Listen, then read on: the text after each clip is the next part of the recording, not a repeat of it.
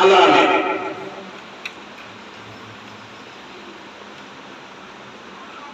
আসসালামু আলাইকুম ওয়া রাহমাতুল্লাহি ওয়া বারাকাতুহু।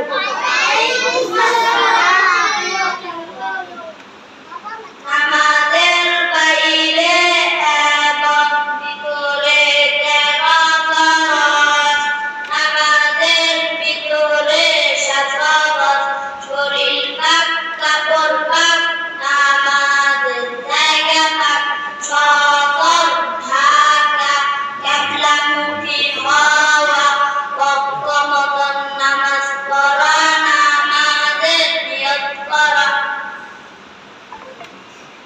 আমাদের ভিতরে সাফারত, তাকবীরে তাহরিমা পড়া, কালাইয়া নামাজ পড়া, কেরাত করা, রুকু করা, দুই সিজদা করা, আখিরি বৈঠক।